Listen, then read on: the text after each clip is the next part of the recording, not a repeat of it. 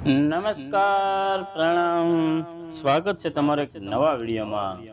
મિત્રો, પસંદ આવે તો વિડીયોને લાઈક, શેર અને નવા હોય તો ચેનલને સબસ્ક્રાઇબ જરૂરથી કરજો। ગરુડ મહાપુરાણ, ધર્મરાજાની વાર્તા। એક ગરીબ બ્રાહ્મણ હતો। એને સ્ત્રી, બે છોકરા અને એક બાળ વિધવા છોકરી હતી। આખું કુટુંબ ધર્મપરાયણ હતું। દરરોજ અતિથિને જમાડીને અને પક્ષીઓને દાણા નાખીને જમવાનો ઘરનો નિયમ હતો। મા બાપની ગરીબી હાલત હોવાથી બે મોટા છોકરા કમાવા પ્રદેશ ગયા। બ્રાહ્મણ, એની વહુ તથા વિધવા છોકરી એ ત્રણે મહેનત મજૂરી કરી જેમ તેમ પેટ પૂરતું કમાતા અને તેમાંથી અતિથિને સત્કાર કરતા। આમ ઘણો વખત વીતી ગયો। ચોમાસું બેઠું। વંટોળિયાના તોફાન સાથે વરસાદની જબરી હેલી થઈ। લાગત 10-12 દિવસ સુધી સૂરજ પ્રકાશ દેખાયો જ નહીં। આવા તોફાનમાં કોઈ અતિથિ કે પશુ પક્ષી ક્યાંથી આવે? એટલી નિયમ પ્રમાણે પતિ પત્ની ને પુત્રી ત્રણે ભૂખ્યા જ રહ્યા। ભગવાનને વિચાર થયો કે આ ખરા ભક્ત છે કે ઢોંગી છે, તેની પરીક્ષા કરવી જોઈએ।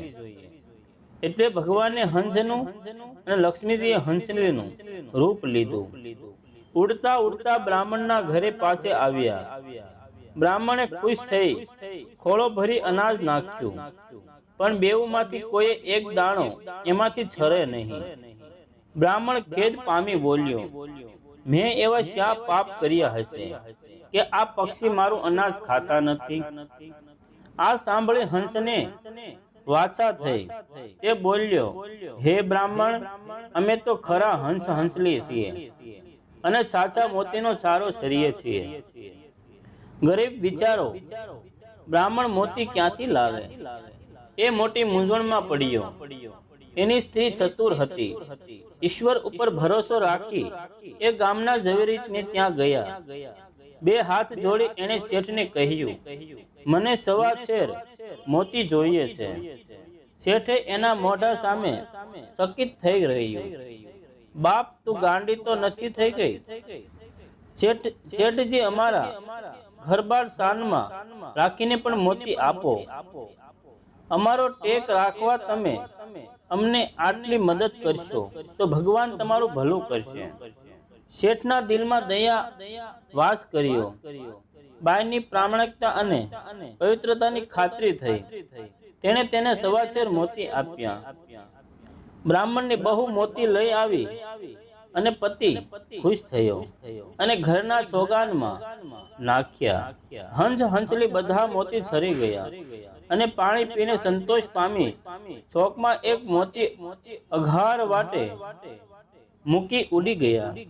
પછી ઘણા દિવસના ઉપવાસથી બ્રાહ્મણ, તેની સ્ત્રી અને છોકરી જમી પરવાર્યા। છોકરીની નજર ચોકમાં પેલા મોતી પર પડી। તેણે એ લઈને એની માને આપ્યો। માએ તુલસીના ક્યારામાં મૂક્યું। બીજે દિવસે સવારે નદીએ નાહી આવ્યા પછી બ્રાહ્મણ તુલસીના ક્યારામાં પાણી નાખવા ગયો। ત્યાં એ તુલસીની ડાળીઓ ઉપર સાચા મોતીની શેર જોઈને અજાયબ થઈ ગયો। એ પોતાની સ્ત્રીને કહેવા લાગ્યો કે કાલે આપણે ત્યાં હંસ હંસલીના રૂપમાં સાક્ષાત શ્રી ભગવાન અને લક્ષ્મીજી આવ્યા હતા, પણ ઓળખી શક્યા નહીં। તુલસીના છોડ ઉપરથી મોતી ઉતારી લઈ બ્રાહ્મણની વહુ શેઠને એમના ઉછીના મોતી પાછા આપી આવી। આપેલા મોતી કરતા આ મોતી બહુ પાણીદાર હોવાથી શેઠ લલચાયા ને ફરી કામ હોય ત્યારે બીજા લઈ જજો એમ કહ્યું। એ તેજસ્વી મોતીનો શેઠ હાર કરાવ્યો। એ હાર પહેરીને શેઠની છોકરી એક દિવસ રાજાની કુંવરી ગામ સાથે મહાદેવના દર્શન કરવા ગઈ। કુંવરીએ હાર જોયો અને એને એ ગમી ગયો। ઘેર જઈને એને પોતાના પિતાને એવો જ હાર કરાવી આપવાની હઠ કરી. રાજાએ શેઠને મહેલ તેડાવી તેની દીકરીના ગળામાં જે હાર હતો તેવો જ મોતીનો બીજો હાર આપવા હુકમ કર્યો. શેઠે મોતી માટે બ્રાહ્મણનું નામ દીધું, એટલે રાજાએ બ્રાહ્મણને બોલાવી મંગાવ્યો. બ્રાહ્મણે જવાબ દીધો કે મારા તુલસીના ક્યારામાંથી દરરોજ આવા 1.25 શેર મોતી ઉતરે છે. આ સાંભળીને રાજાએ એને ત્યાંથી આખો તુલસીનો છોડ ક્યારો સહિત ઉડાવી મહેલમાં આણ્યો. બીજે દિવસે રાણી નાહી ધોઈ પૂજા કરી તુલસીના ક્યારા ઉપરથી મોતી ઉતારવા ગઈ તો એના હાથ જ છોટી ગયા. રાજાએ રાણીના હાથ ઉંચકવા પોતે હાથ અડાડ્યો એટલે એના હાથ જ છોટી ગયા. આમ કુંવર કે જે કોઈ એક પછી એક એમની મદદે આવ્યા તે તમામ હાથ છોટી ગયા. રાજાનો પ્રધાન ચતુર અને છાણો હતો. એને પેલા ગરીબ બ્રાહ્મણને બોલાવી વિનંતી કરવા રાજાને સમજાવ્યા. બ્રાહ્મણને માન સાથે મહેલમાં બોલાવી બંનેની હકીકત કહી સંભળાવી. એને ઈશ્વરનું સ્મરણ કરી તુલસીના ક્યારાને હાથ અડાડ્યો એટલે બધાના હાથ છૂટી ગયા.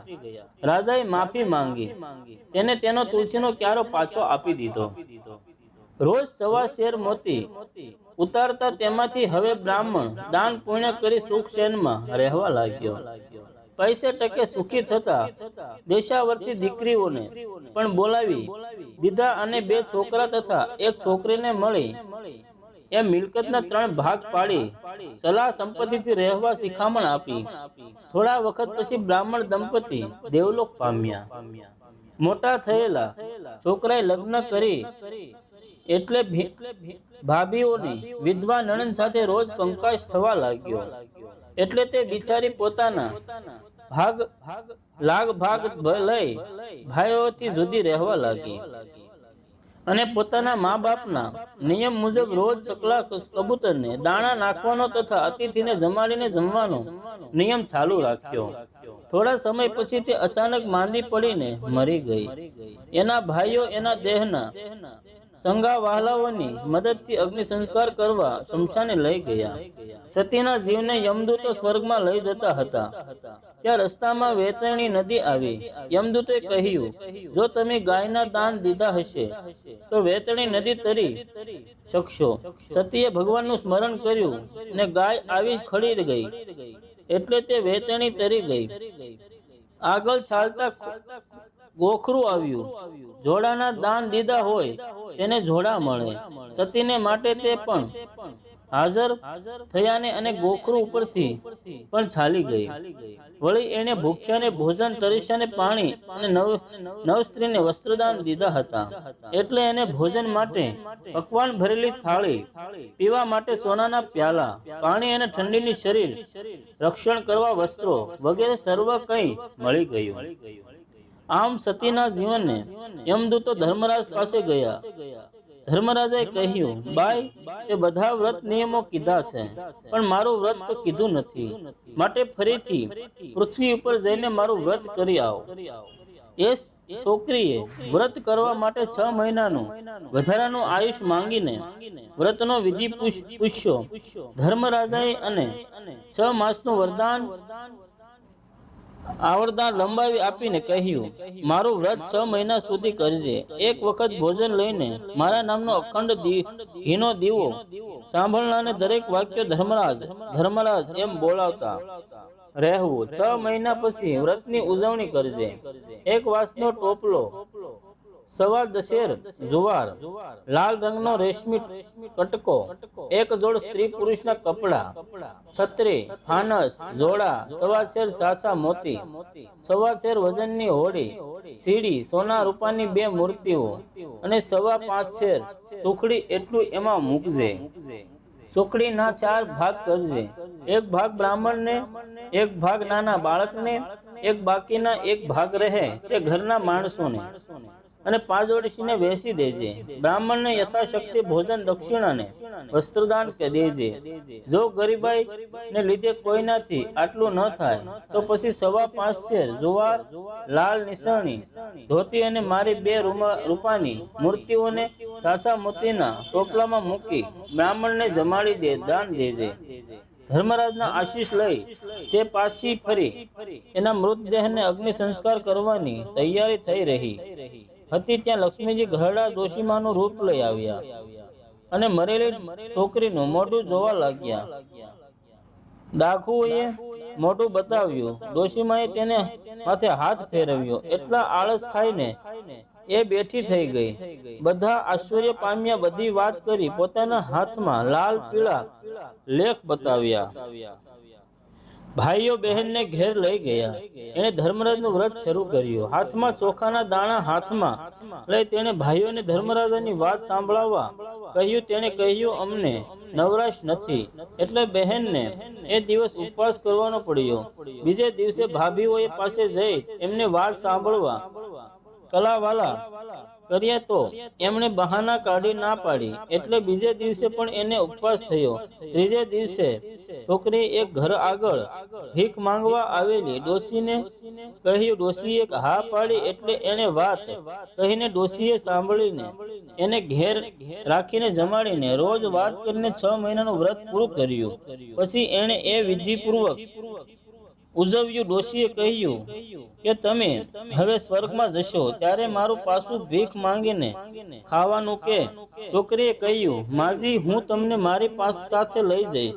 6 મહિના પૂરા થયા ને 2-3 દિવસમાં છોકરી માંદી પડી. ધર્મરાજાના દૂતો એના જીવ લેવા આવ્યા. સતીએ કહ્યું, હું હવે એમને આવું મારી ભાઈ ભાભીને ચમત્કાર બતાવો છે, માટે આ ડોશીને મારી સાથે લઈ લો. ધર્મરાજના દૂતો પાછા ગયા અને સતીની વાત કહી. ધર્મરાજાએ કહ્યું, જાઓ એને જઈને કહો કે તમારા મરણ પછી તમારા ખંડમાં મંદિર થશે, ઘીનો દીવો અખંડ પ્રગટશે, કંકુના પગલા પડશે, સાસા મોતીના સાથિયા પૂરાશે અને ડોશી સાથે લેતા આવજો.